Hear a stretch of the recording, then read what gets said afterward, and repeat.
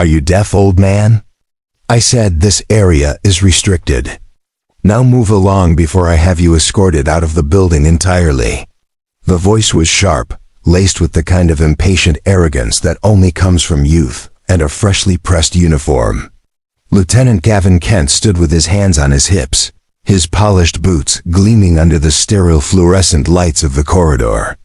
He was addressing the janitor, an old man hunched over a floor buffer that hummed a low, monotonous tune. The man, who couldn't have been younger than 80, wore faded gray coveralls and had hands that looked like they were carved from old wood, gnarled and stained from a lifetime of work. He didn't seem to have heard. The buffer continued its slow circular dance on the linoleum. Kent's jaw tightened. He took a step closer, his voice rising in volume, cutting through the machine's hum. "Hey, I'm talking to you. This is the entrance to the Global Communication Center. You can't just be loitering here. What's your name?" The old man finally shut off the machine. The sudden silence in the hallway felt heavy, drawing the attention of a few passing analysts who slowed their pace. Curious, he turned his head slowly, and for the first time, Kent saw his eyes. They were pale blue, remarkably clear, and held a stillness that was unnerving. They didn't look confused or doddering. They looked ancient, like twin pools of water that had seen the rise and fall of mountains. "Name's Samuel," he said, his voice a low, gravelly rumble. "Just finishing my section. Be out of your way in a moment."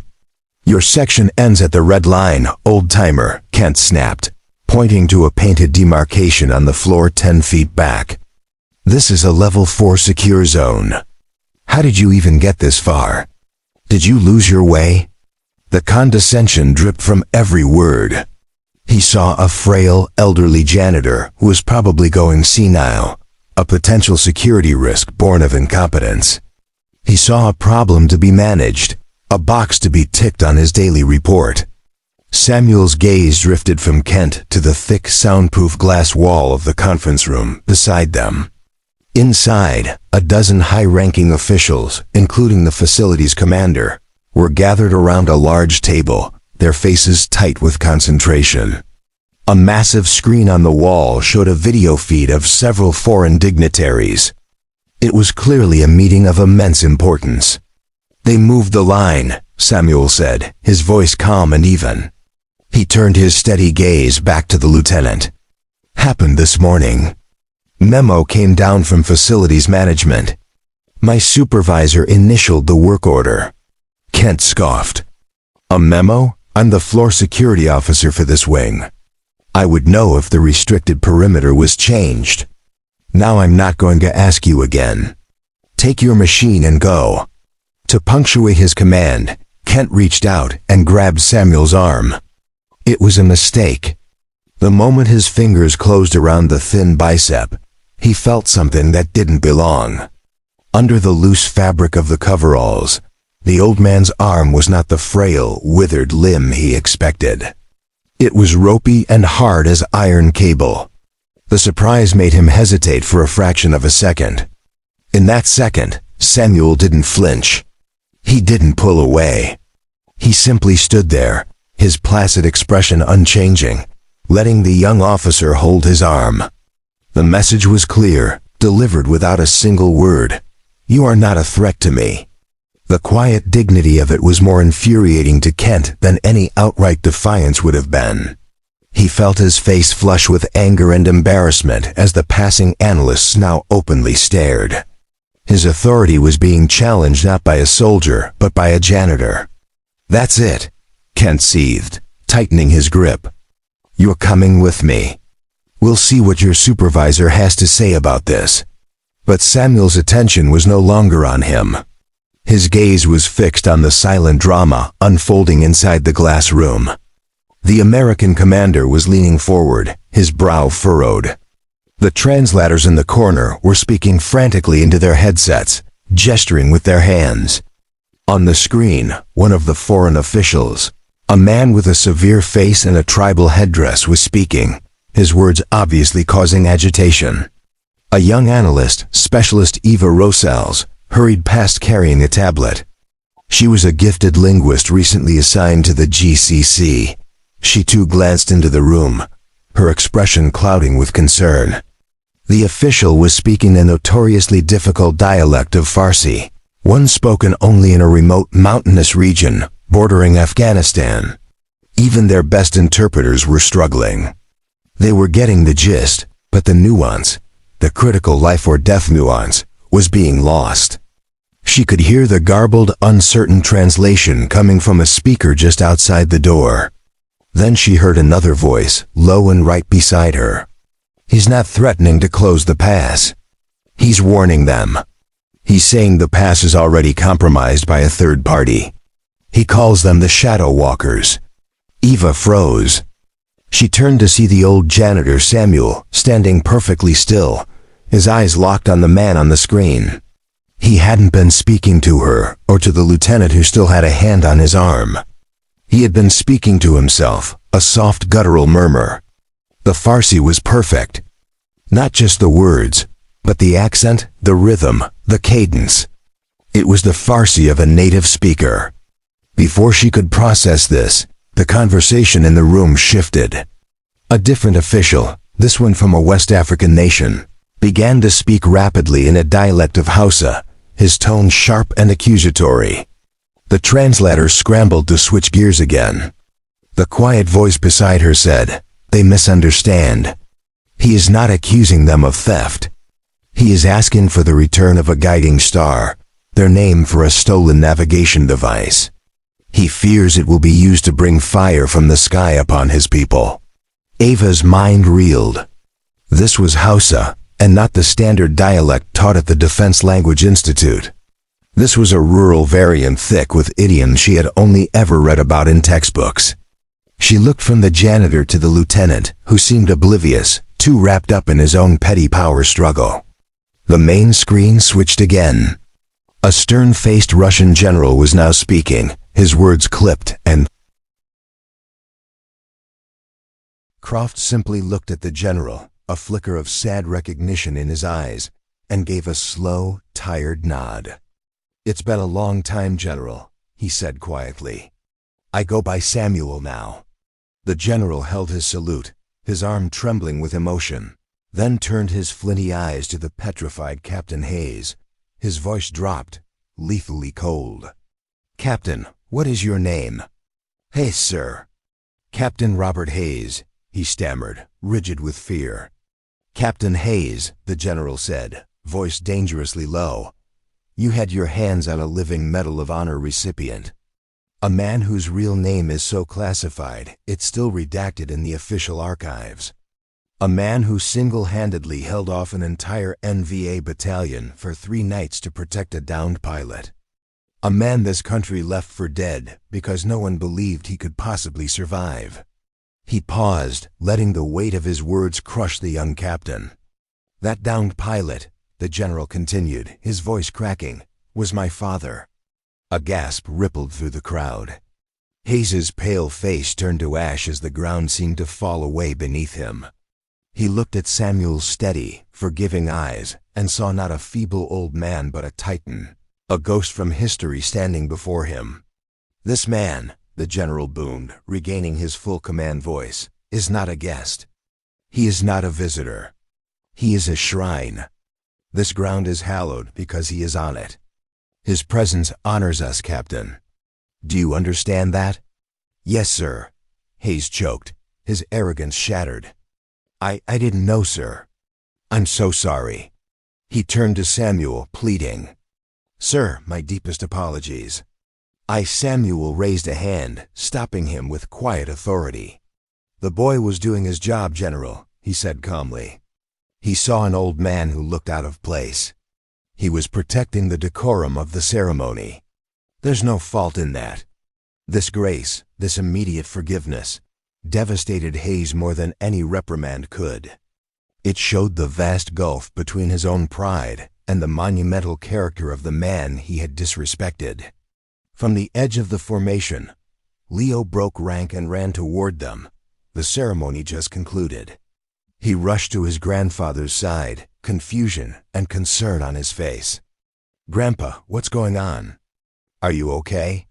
He glanced between Samuel and the general. He had always known his grandfather was a Marine, but Samuel never talked about it. He said he'd been a mechanic, worked on engines, fixed lawnmowers, told bad jokes. He was just Grandpa. Samuel smiled warmly and placed a gnarled hand on Leo's shoulder. "I'm fine, Leo, just fine. I was just meeting an old colleague's son." General Morrison lowered his salute at last, though his posture remained respectful. He looked at Leo, then Samuel. "Your grandfather is the finest Marine I have never had the honor of serving with," he said. "Everything you learned here, everything you aspire to be, he's the embodiment of it. Honor, courage, commitment." Then he turned to the crowd. "I want everyone to hear this," he called out, gesturing for Samuel to join him on the reviewing stand. Hesitantly, Samuel complied, walking with the slow, steady gait of a man in no hurry. He stood beside the general, looking out at the sea of Marines, his grandson among them. The general recounted the story with passion, speaking of a secret war, of men who fought without recognition, who died without glory, of Spike Team Dakota and their impossible mission to rescue a high-value pilot from a fortified prison, camp deep in enemy territory. He described how the mission failed, how the team was ambushed, how their leader, known only as the Ghost, ordered the survivors to fall back while he covered them. He held out for 72 hours alone, against overwhelming odds, long enough to secure the pilot's rescue before being overrun. He was declared killed in action, awarded the nation's highest honor in secret, his name sealed away. "We believed he was a ghost for 50 years, the general said, voice trembling. "But he is here today. He is with us." A ripple of applause rose and swelled into thunderous ovation as everyone stood the Marines, their families, the officers honoring the quiet old man in the worn brown jacket. Leo stood beside him, tears streaming as he finally understood the burden his grandfather had carried in silence. Later, after the crowds thinned, Samuel sat on a bench with Leo. Captain Hayes approached, hat in hand, face full of shame. "Sir," he whispered, "there's nothing I can say to excuse my behavior. I was arrogant and wrong. I failed to see the man in front of me. I only saw the clothes he was wearing." Samuel looked up, his clear blue eyes holding no malice. "A uniform doesn't make a man, Captain," he said softly. "It just tells you what job he does. The man is inside. Sometimes you have to look harder to see him. You're a young officer. You have a long career ahead. Learn from this. Learn to see the person, not the rank or the uniform. That's where true strength lies." He patted the bench. "Sit down, son. Tell me about yourself." As the sun set over the island, casting long shadows across the parade deck, an unlikely trio sat together, a living legend, a brand new Marine, and a humbled young captain who had just learned the most important lesson of his life. They didn't talk about war or medals, but about family, the future, and the quiet dignity that binds all generations of service. The greatest heroes are often the ones you'd never notice, the quiet souls who carry the weight of the world without complaint, their valor hidden not by secrecy, but by profound humility. They walk among us every day, waiting for us to have the wisdom to see them. If this story reminds you of the quiet heroes in your own life, share it with someone who needs to hear it. Don't forget to like and subscribe for more stories that honor the unseen giants who walk among us. Was replaced by a palpable aura of command, an intensity that made the air around him feel thin. "Put me on a headset," Samuel said. The voice was the same, but the tone was different. It was the voice of a man who was used to giving orders and having them followed without question. Lieutenant Kent looked as if he'd been struck by lightning. "Sir, you can't be serious. He's a janitor. This is a violation of every security protocol we have." Commander Wallace turned a glare on Kent so cold it seemed to drop the temperature in the hallway. "Lieutenant, you are speaking about a man who wrote half the protocols you're citing. He field-tested them in places you only read about in redacted files. Now shut your mouth and get this man a headset." He turned to Eva Rosales, who was standing by, her tablet clutched in her hands. "Specialist, you will escort Mr. Croft. Give him anything he needs. Your job is now to assist him." Eva nodded, her eyes shining with reverence. She led Samuel into a small adjoining communications booth with a direct audio link to the main room. Kent was left standing in the hallway, his face ashen, the stunned faces of the other personnel burning into him. He had just tried to arrest a living legend. Inside the booth, Samuel slipped on the headset as if he were putting on an old familiar hat. He closed his eyes for a moment, listening.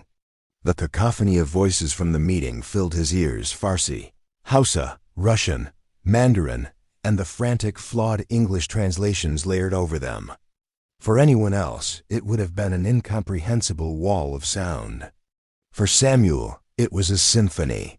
He could hear every instrument, every note, every subtle shift in tone and meaning. He pressed the button on his console. His voice, calm and clear, patched directly into the headsets of Commander Wallace and the other American officials in the room. "Commander, this is Croft. Take me off speaker. Patch me through to your earpiece only. The man from Tyran is not the threat. He's being coerced. Listen to his cadence, the slight hesitation on every third and seventh word. It's a duress code used by their old guard intelligence officers. He's signaling that his superiors are in the room with him off camera. He is their puppet. The real message is in the words he is not saying." In the main room, Wallace's eyes widened. He signaled his team, who immediately began a new line of analysis, searching for secondary signals from the Iranian location. Samuel continued, his voice never wavering. "The Nigerian representative is not talking about a navigational device. His phrase guiding star is a local euphemism for his daughter who has been kidnapped. The fire from the sky is his fear that the kidnappers, a regional terrorist group, will sell her to foreign hostiles. He's not making an accusation. He's begging for covert assistance without saying it outright." A wave of understanding washed over the faces of the American delegation. The entire context of the situation had just been flipped on its head. "Finally, the Russian general," Samuel said, a hint of steel entering his tone. He's not quoting a proverb. He's citing the operational name of their new anti-satellite weapon system. Zlepgloss, the unblinking eye. He just told you in the clear that it is fully operational. It's not a threat. It's an announcement. For the next hour, Samuel Croft, the 80-year-old janitor, sat in a small booth and single-handedly dismantled 3 international crises. He was a human Rosetta Stone, a master of the lost art of listening. He didn't just translate words. He translated intent, culture, history, and fear. He guided Commander Wallace on how to respond to each leader, providing the exact phrasing in their own tongues that would de-escalate, reassure, and project strength all at once. He taught them, in real time, how to speak the language of peace, a language far more complex than any single dialect. When it was over, the foreign dignitaries were satisfied. New alliances were being tentatively formed, and 3 potential conflicts had been averted. The screen went dark. In the main conference room, the American official sat in stunned, reverent silence. Commander Wallace got up and walked straight to the small booth. He opened the door. Samuel was taking off the headset, his shoulders slightly stooped again, the aura of command receding, leaving the quiet old man in its place. He looked tired, but his eyes were still clear. "Thank you, Sam," Wallace said, his voice thick with emotion. "You just saved us. After all these years, you're still saving us." "Just happened to be in the right place," Samuel said with a small shrug. "Someone had to mop up the mess." They walked back out into the hallway. The crowd of analysts was still there, but now they looked at him with unadulterated awe. Standing stiffly to one side was Lieutenant Kent. His face was pale, his arrogance completely stripped away, leaving only a raw, youthful shame. He looked at Samuel, and for the first time he didn't see a janitor. He saw a giant. He took a hesitant step forward and executed the sharpest salute of his life. "Mr. Croft," he said, his voice cracking. "Sir, I have no words. My conduct was inexcusable. I apologize." Samuel looked at the young man, his expression softening. He saw not an arrogant officer, but a boy who had been taught to see the world only through the narrow lens of rank and uniform. He reached out and gently lowered Kent's saluting hand. "The uniform doesn't make the man, son," Samuel said, his voice kind. "It's what you do when you're wearing it that matters, and what you do when you're not. Respect isn't in the rank on your collar. It's in how you treat the people you think don't matter." He gave the lieutenant's shoulder,